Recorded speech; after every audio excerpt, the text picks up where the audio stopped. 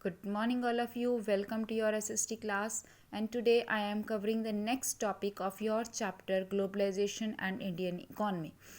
And today's topic is Impact of Globalization in India.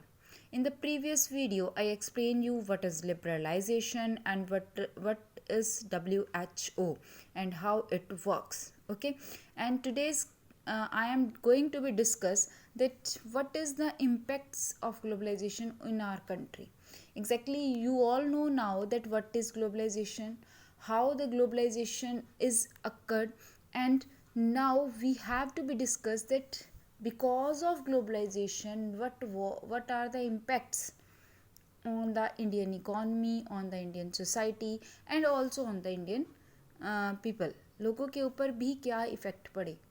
अभी तक हमने पढ़ा कि टेक्नोलॉजी की वजह से ग्लोबलाइजेशन आता है और ग्लोबलाइजेशन के कौन कौन से फैक्टर्स इफ़ेक्ट कर रहे हैं. ठीक है, तो अब impact.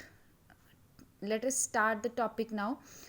In the last 20 years, globalization of the Indian economy has come a long way. पिछले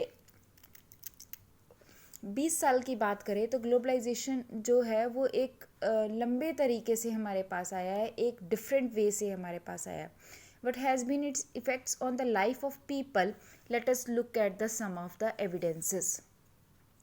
इसका लोगों की ज़िंदगी पर क्या इफ़ेक्ट पड़ा है ये हम कुछ एविडेंसेस से भी देख सकते हैं. एविडेंसेस विद प्रूफ कि क्या है, क्या इफ़ेक्ट पड़ा है ग्लोबलाइजेशन का. अगर मैं बुक को ना देखूं बच्चे, if I am stopping this and this without reading the book, I am just telling you some examples and you can easily learn you can easily learn the impact of globalization on Indian society as well on Indian economy. When before 20 years, when we are going to the market and purchase something, we have just few variety. We have only 2-3 companies and we can choose the product from that 2-3 companies. Okay, but now if you are going to the market to purchase something, you have lot of varieties. Why? Because of globalization. Now if you want to a simple thing, if अगर आप एक simple एक soap भी market से लेने जाते हैं, then you can got lot of varieties, both the Indian as well as in the foreign companies. And now one thing that depends on the consumer, that what he want, what he choose, ये consumer पर depend कर रहा है. But market में हमारे पास बहुत सारी variety है and also at the cheaper rates. Even cheaper rates पर भी एक अच्छे प्रोडक्ट्स हमें मार्केट में मिल जाते हैं बिकॉज ऑफ ग्लोबलाइजेशन. ठीक है, कुछ ऐसी चीज़ें जो आज से पहले हमारे इंडियन मार्केट में नहीं थी, now they are in our market. They are in our market. Why? Because of globalization. Because now the products are coming from the foreign companies, from the foreign countries in our country. And the products that we are just hearing, or the companies, those are in America, in London and in other countries. Now they are in our country also. So this is the impact of globalization. ये है impact globalisation का. आज market में आप fruit लेने भी जाओगे तो आपको बहुत सारे फ्रूट्स ऐसे मिलते हैं, they are not in our country, produced in our country, but now they are in our market and we can easily purchase them at cheaper rates. This is globalization. Okay, so ये globalization का एक great impact है. Let us read it now. Globalization and greater competition among the producers, both local and foreign producers, has been of advantage to consumers. यही मैंने अभी आपको बताई है कि competition among producers and foreign and local दोनों producers के बीच में जो कंपटीशन है that is given by globalisation, and because of this competition consumer is benefited. The whole benefit is goes to consumer. Because of competition, every producer, either the local or the foreigner producers, want to provide the consumer their goods at cheap rate and with lot of qualities, so that consumer can purchase their products, or consumer purchase their products ताकि they can improve their selling. Okay, तो यहाँ पर main thing क्या है, consumer. And every producer want to sell its production at large scale, and for this they try to be make it best at cheaper rates. Okay, so advantage to consumer, particularly the well-off section in the urban areas. There is greater choice before these consumers who now enjoyed improved quality and lower prices for several products. ये बताया ना मैंने, cheaper rate and better quality. As a result, these people today enjoy much higher standard of living that was not possible earlier. आज लोगों का जो standard of living है वो ज़्यादा अच्छा हो गया है as compare to the earlier. ठीक है, बहुत सारी चीज़ें ऐसी हैं जो पहले कॉस्टली मिलती थी, we can't able to be purchase them, but now we can easily purchase them. Why? Just because of globalisation, because now the foreign producers are in our country and they provide us that things at cheaper rates. This is the impact of globalization. Okay, now come among producers and workers, the impact of globalization has not been uniform. But what he said, this impact is not uniform. हर जगह same नहीं है. It varies place to place. Firstly, MNCs have increased their investment in India over the past 20 years, which means investing in India has been beneficial for them. MNCs have been interested in industries such as cell phones, automobiles, electronics, soft drink, fast food or services such as banking in urban areas. MNCs has increased investment in India. MNCs ने country में investment को increase किया है over the past 20 years, पिछले 20 सालों के बीच में.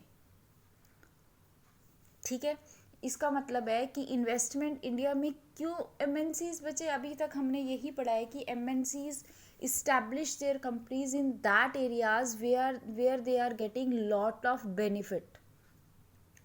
If they thought there is less benefit, that they leave that country, वो उस कंट्री को लीव कर देते हैं. तो यहाँ पर भी वही कह रहा है कि उन्होंने इंडिया में इन्वेस्ट किया because they are interested to establish the industries here. They know that is beneficial for them, कि वो उनके लिए बेनिफिशियल है. इंडिया में उन्हें एक अच्छा प्रोड्यूसर, एक अच्छा कंज्यूमर मिलेगा.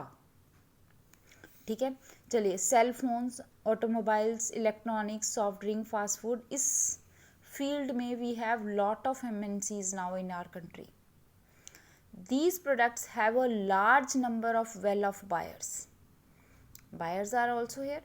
In these industries and services, now new jobs have been created. Buyers इन चीज़ों को खरीदने के लिए, फ़ोन्स, ऑटोमोबाइल्स खरीदने के लिए बायर्स भी हैं इंडिया में. बायर्स भी इंक्रीज हुए हैं और वर्कर्स ऑल्सो. इंडस्ट्रीज इस्टेब्लिश हुई हैं तो that provide the employment opportunities also. ठीक है, न्यू जॉब्स क्रिएट हुई हैं. Also the local company supplying raw material etcetera to these industries have prospered.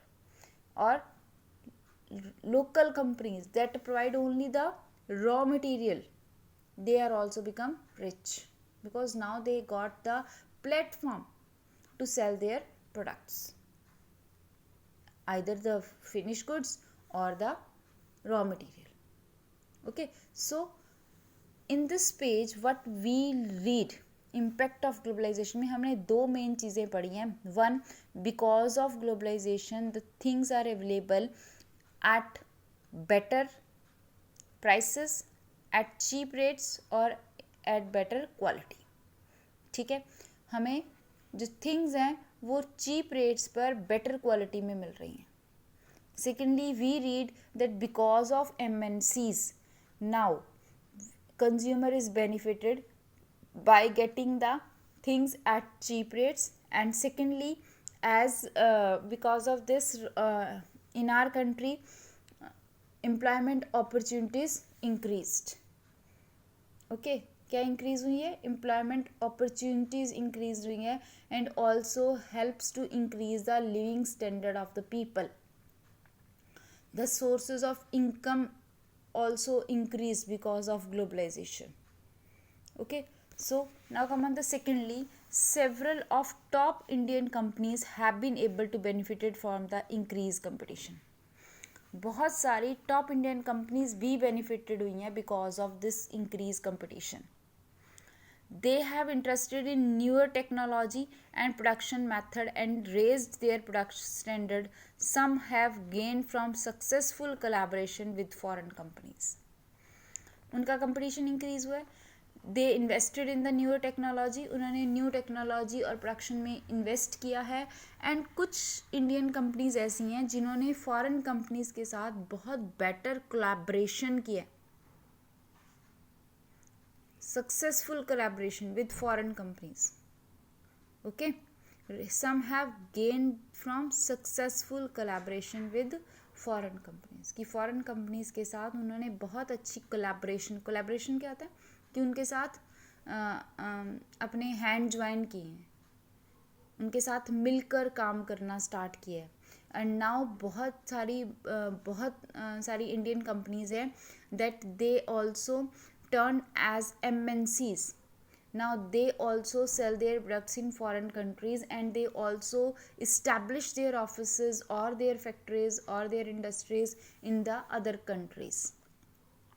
Okay, so moreover globalization has enabled some large Indian companies to emerge as a multinational themselves, like the Tata Motors, Infos IT में, Penbexy Medicines, Asian Paints, Sundaram Fasteners, Nuts and Bolts are some Indian companies which are spreading their operations worldwide. Here now these companies are turned into MNCs. Exactly, they belongs to our country, means they belongs to India, but now they are turned as MNCs. Now they sell their products worldwide. So this is also the benefit of foreign investments.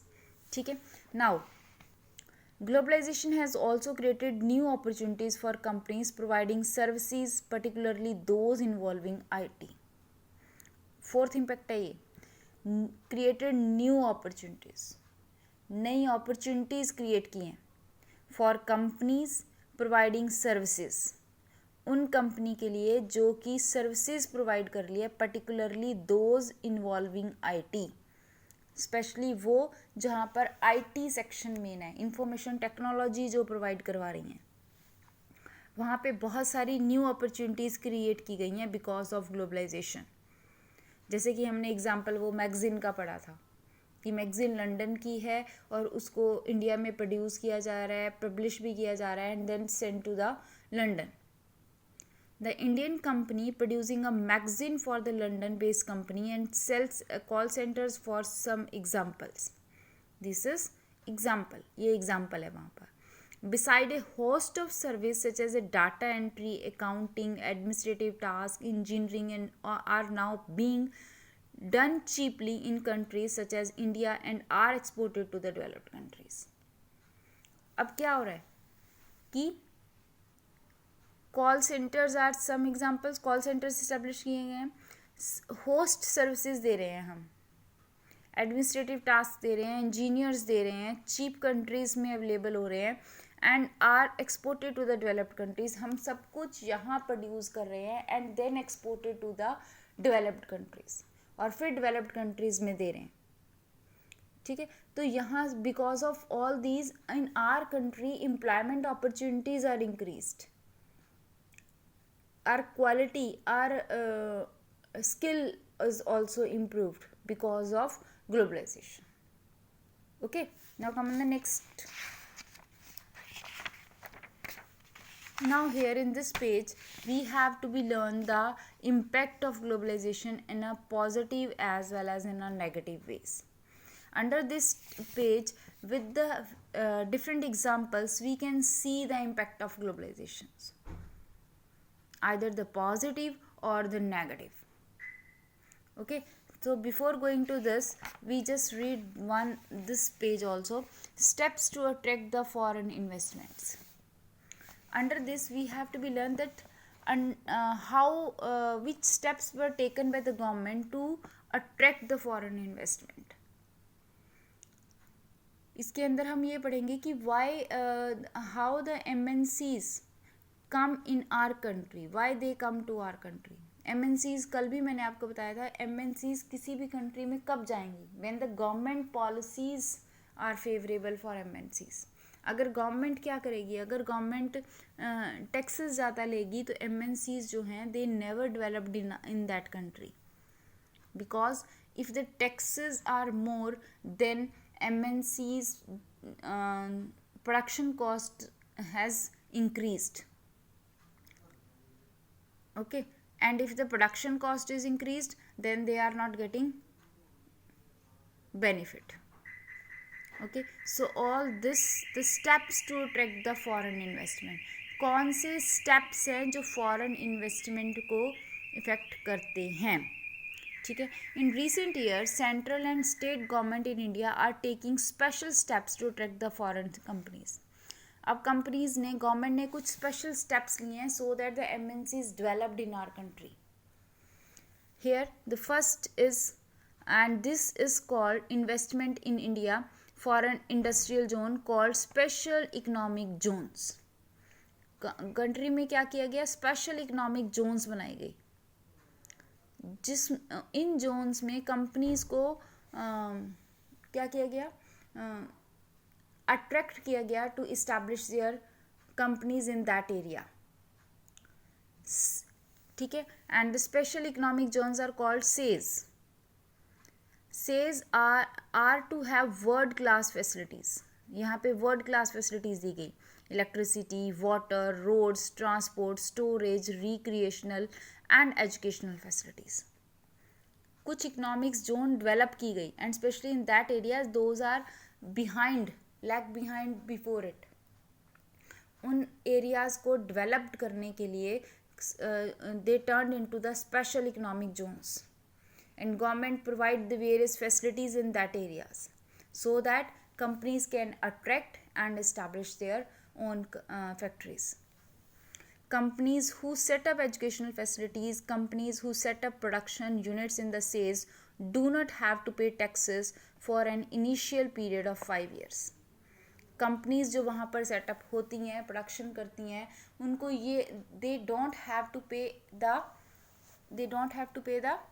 What have to पे the,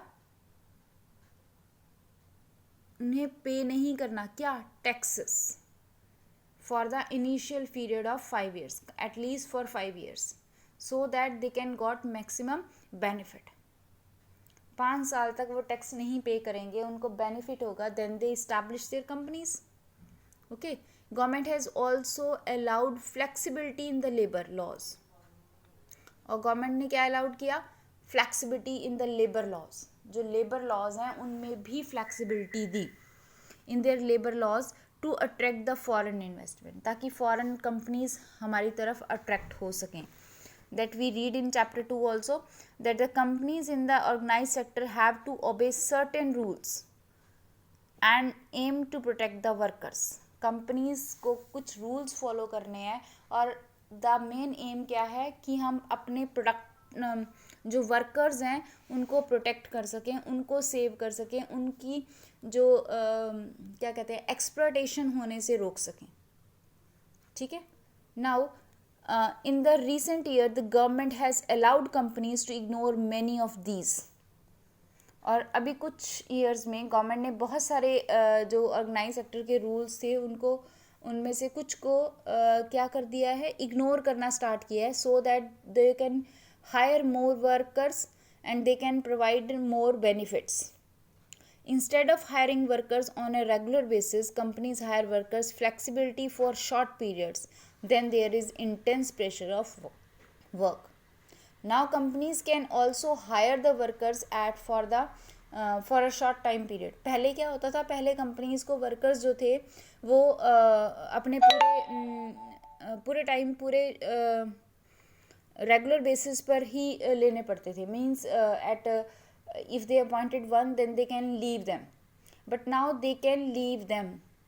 वो short time period के लिए भी workers को appoint कर सकते हैं companies, but वो एग्रीमेंट वो पहले ही करते हैं. Worker should know that they have to be leave after some period. जब जैसे सीज़न है तो वो काम ज़्यादा है तो वो वर्कर्स को हायर कर लेंगे और after that they can leave that workers. ये कुछ रिलैक्सेशंस दी हैं गवर्नमेंट ने in the organise sector also. ठीक है. This is done to reduce the cost of labour for the company. और ये क्यों किया गया, ताकि जो कंपनी है उसकी कॉस्ट कम हो सके. However, still not satisfied, foreign companies are demanding more flexibility in labor laws. But फिर भी जो हमारी MNCs हैं वो कुछ और फ्लेक्सिबिलिटीज़ चाहती हैं. That is another thing. Companies always required something. वो हमेशा कुछ ना कुछ उन्हें चाहिए ही है. But here this is the some steps those are taken by the by the government to attract foreign investment. ठीक है. जिसमें मेन थिंग क्या है, इकोनॉमिक जोन सेटअप की गई हैं, एंड सेकेंडली क्या है, उनको कुछ फ्लेक्सिबिलिटीज़ प्रोवाइड की गई हैं specially into the workers rights. Okay. So this all about your impact of globalization in India. But today we have just only learned the positive things. Now in the next video I will discuss with you the negative impact of globalization with this a government worker with these example. Okay. Till then, goodbye. Thank you.